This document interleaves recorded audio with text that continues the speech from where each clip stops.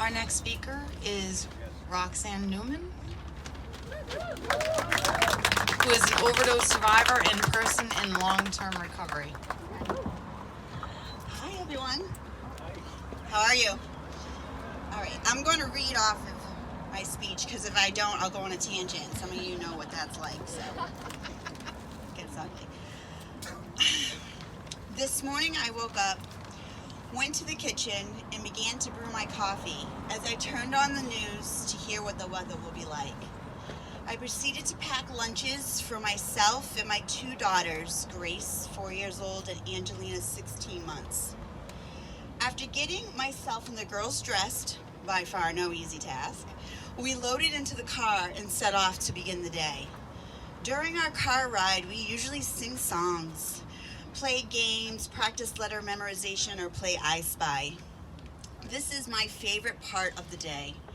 I dropped them off at daycare, but before I left, I kissed them both goodbye, gave them the biggest hugs, reminded them to be kind, but most of all, to do their very best. After all, that's all any of us are really trying to do in life. We're all just trying to do our best. My life's morning routine is a stark contrast to what it once was. A little over 9 years ago, my morning routine consisted of possibly waking up, as sometimes there were days I'd go without sleep. If I did wake up, it was usually in an abandoned building filled with others such as myself. There were no lunches to be made as I had no food. No clothes to change into as I only had the clothes I was wearing. I had essentially been homeless on the streets of Providence for 6 years. My task for the day? Stay ahead of the pain.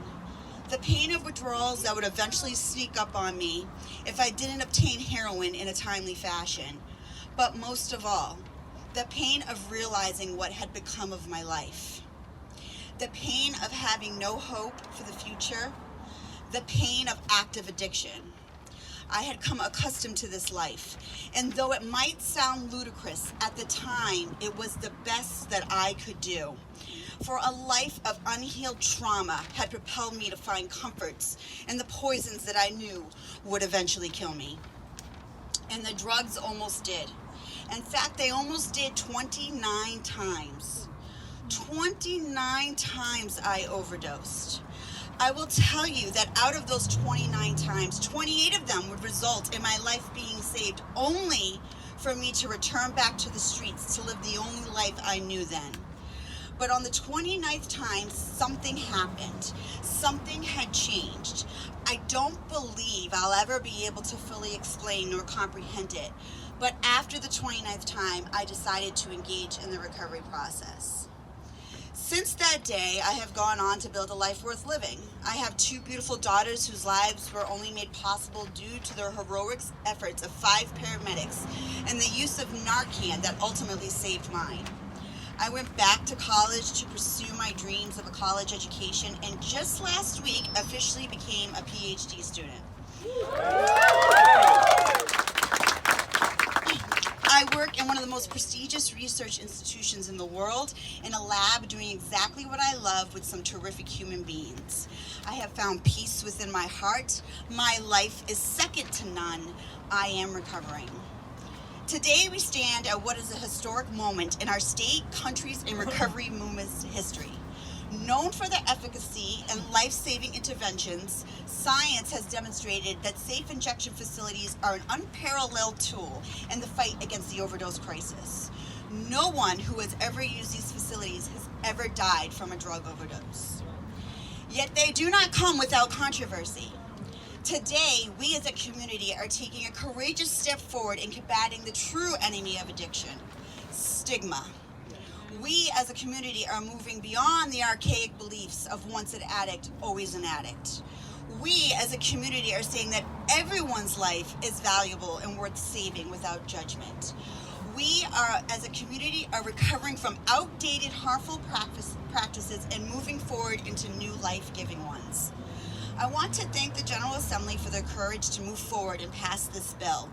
Thank you for doing your sworn duty of serving the people, even the people who appear to be undeserving of service. I want to thank the Super PACs, specifically Haley, AJ, and Lisa, for their tireless efforts to put forth bills that work to save lives, as well as address inequalities within our laws and public policies. I want to thank the researchers and academics such as Dr. Brandon Marshall, Dr. Alexander Collins, and Dr.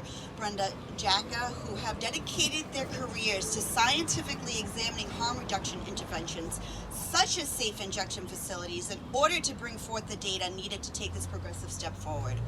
I want to thank all of you, the outreach workers, the task force, the clinicians, all the recovery facilities, the harm reduction centers, the family and friends who continue to cry out for help for the people who they love who are struggling, and the recovery community for continuing to shout out loud and clear that recovery is possible. Lastly, but most of all, I want to thank those who are still struggling with the disease of addiction. Thank you for getting up every morning, and even though it might not feel like you are, continuing to fight a vicious battle that only someone who has experienced it can truly understand. Thank you for dealing with the constant stigma, hate, and abuse that comes with this disease. And thank you for just being you. Regardless of how you feel right now, we as a community love you.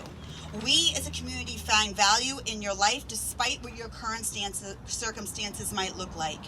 We as a community want to love you until you can love yourself. I believe safe injection facilities in this bill that will establish the first ever safe injection facility, legal one, in the nation, are a symbol of this love for you. Thank you.